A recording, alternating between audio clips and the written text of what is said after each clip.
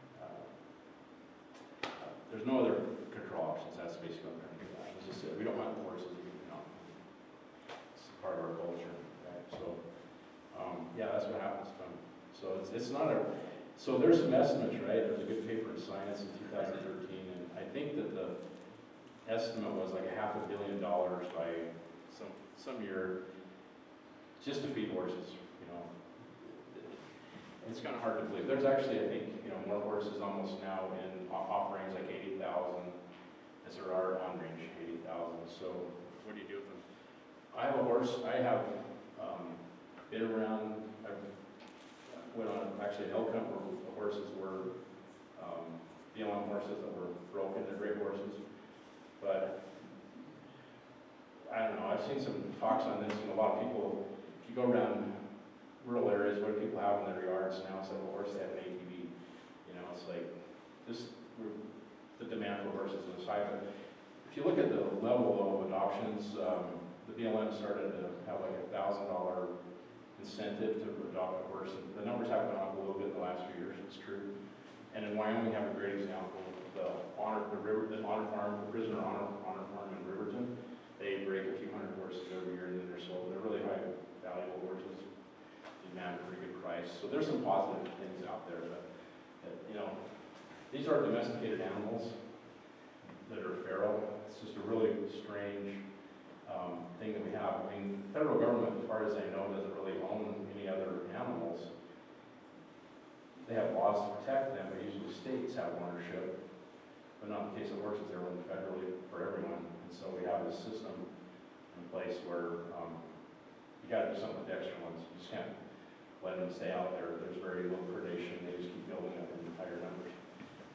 I assume you had a correlation in your study somewhere between where sage has been treated, where it's been reintroduced as after a coal mine or something, and relationship to drought. And in all cases, you see a similar level of impact of horses? You're talking sagebrush? Yes. Okay, so. Because sage is affected by obviously we're in long-term drought. Sure. And mitigation from places where sage has been taken out, like for coal mines. Okay. Okay, and Oh, so you're saying it's not similar to where horses are? Yeah, and so is it throughout the whole area that you see this kind of impact of horses? Yeah, well, okay, so like anthropogenic development, just all the sagebrush is removed, right? Like for a well pad or a coal mine or a wind turbine pad. Then they have to restore it, bring it back in, and there's techniques to do that. So it's like bare ground, and then you have to bring it back in. Horses there's still sagebrush there. It just gets broken apart, and there's more bare ground between the plants. There's kind of more room for weeds to grow in. It just kind of has a different kind of effect that way. It's not, I don't think it's equal, as far as cover, the change in cover, there's probably still more left behind the horses there than like, coal mining, for instance. Until they restore them. So you have like any transect studies that show an overlap with? I've never seen anything where they compared, where anyone's compared like mining to horses. I haven't seen anything like that, but I guess you could drill down, look at numbers, and you have some estimates. So yeah. Thanks for asking that question. I hope I understood you. Did you guys look at other stocking rates for livestock, or some of our other big game species are also increasing, especially in some of these areas? The elk herds are tremendous. Yep. So our new study, we're probably going to do some of that, like look at AUM allocations.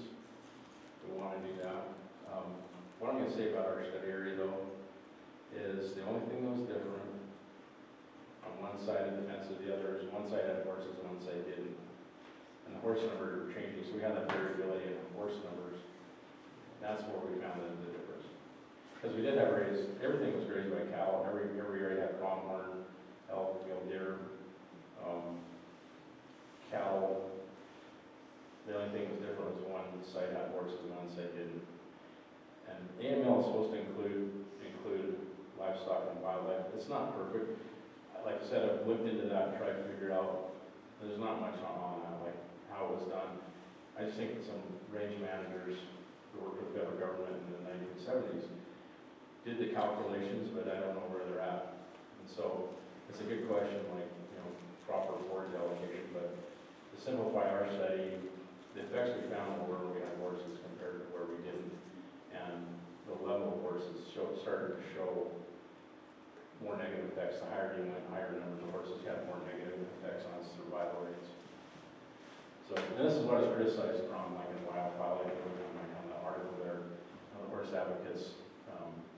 There was someone that spouted off about the fact we didn't include livestock, and so we're studying that big problem. But my answer to that is, the way AML is set up, it's supposed to include everything, and there was grazing of livestock and wildlife everywhere. The only thing that was different, the only thing that was increasing in number this dramatically, it was horses. I have one more. Yeah. Did you look at the winter concentration areas for the safe grouse, anything specific? I have in other research we've done, but not related to this. Okay. Yeah, and find out. It's another talk. Another year.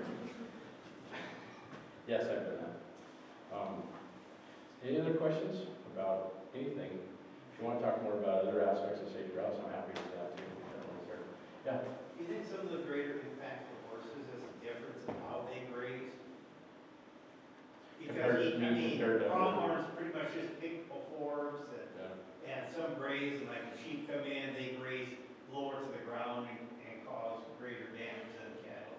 So Yeah, I mean, okay, so there's some difference in their anatomy. Let's talk about that for a moment, why maybe there's some differences. So horses have upper incisors.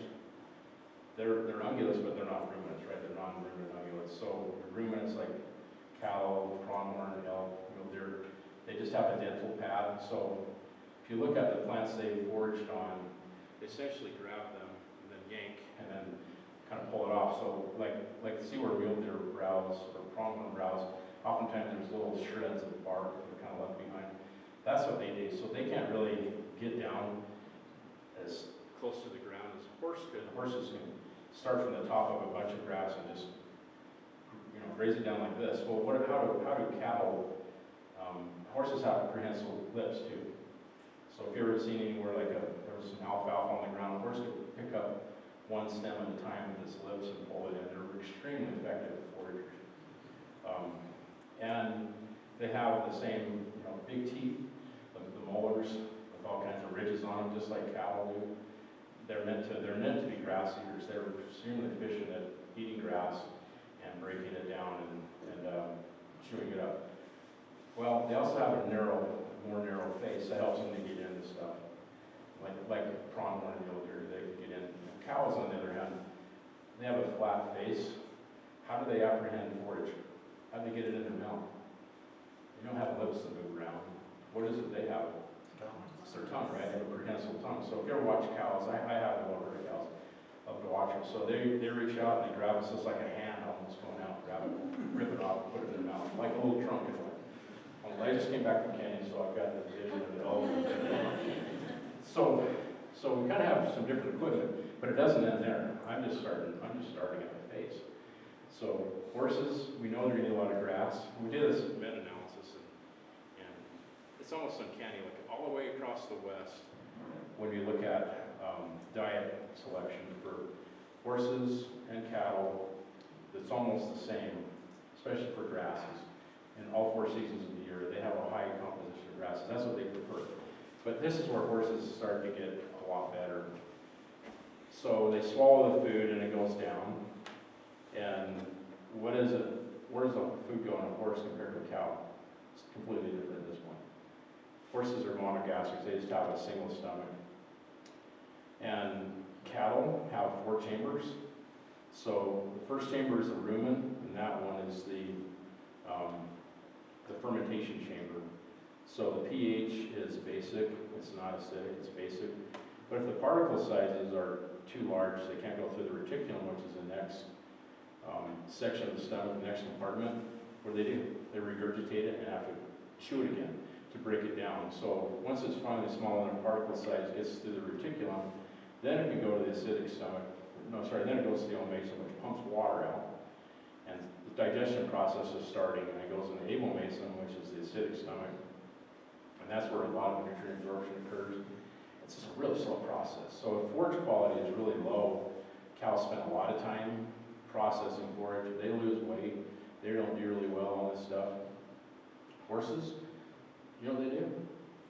This is like crazy. This is one reason they're so successful. They swallow that food. If it's older, foraged, yellow, dried out, very little protein, a lot of fiber, they just eat more of it and pass out quicker. So they, you know, they could eat straw, you know, whatever it is, they extract whatever is there. They just eat a bunch of it and poop it out quicker.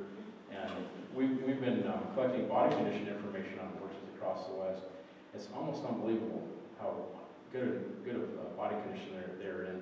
This is all the way from the Mojave Desert to northeastern Oregon, the Book Cliffs in Colorado, HMAs in Wyoming, Idaho, a ton of them in Nevada, one in California.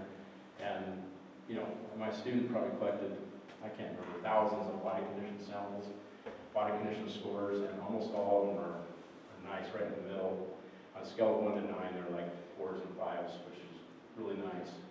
And you know, we're finding out that horses have a great ability in a lot of different environments to do extremely well. If the forage is poor quality, they just eat more of it. If it's if they run out of grass, they shift. We found out too through diet studies, they eat shrubs. You know, they're eating sagebrush, they're eating saltbush, different species of saltbush that grow in saltbush communities, saltbush desert communities, and that's how they get through the winter. But they tend to do it, and they look great. You know, it's like at the expense of, you know, high number of horses, at the expense of impacting the land, you know, the hydrologic function, the species composition. They were very successful animals. You know, they're going to, when the, you know, you've heard the stories, you know, when the nuclear war starts, what's left behind? I'm sure horses will be there. And, you know, white-tailed deer and cockroaches and ravens probably for sure. I don't know. Maybe no sage grouse, unfortunately. There's one here and then back. It is almost 7:30, so we're going to have to actually close questions. Okay. But if you're willing to stay around for a few minutes. Yeah, I can definitely do that. So there's one more here. Grant has one, and we'll answer that one. I'll kind of. We've asked all questions about horses, but what about sage grouse? I just wanted to get your Nice. feeling about. I'd like to go back to that too. Yeah. Yeah. What's kind of your feeling about their status in the future? And obviously you can't predict the future, but I mean, you want me to give my, like... yeah, your gut feeling about how they're doing. Well, yeah, well, that's a complicated question. Everything's kind of stacked up against sage grouse, isn't it? Right now, they're a little bit of an upswing. We're really happy to see that. We know they do that, right? They cycle, and right now it's kind of hopefully the upswing of the cycle. Fortunately, in Wyoming, we have really the most robust habitat and populations. I think there will be always places in Wyoming. Even the USGS did a big study in southwest Wyoming should still have sage grouse 100 years from now. But probably at some point, they won't, I would just guess, we'll probably have sage grouse hunting at some point.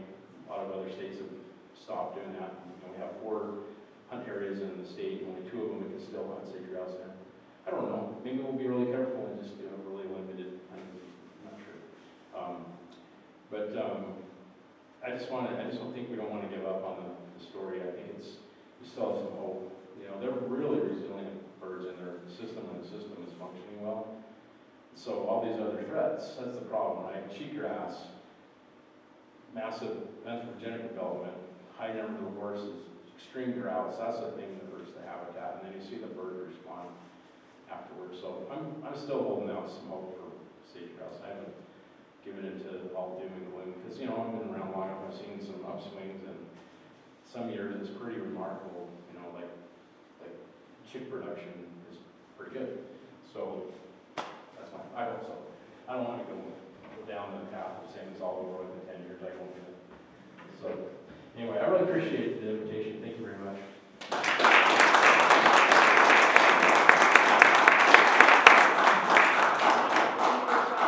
And that's to draw the door prize. Oh, the door prize? putting in broad, work I a mean, I little get bit it. more here. All right. So, we've got we actually got a book turned in. It is called Wildlife Crime Stories from Wyoming Wildlife Officers. So thanks to Jeff, so if you would pull one out, that would be Okay. the first.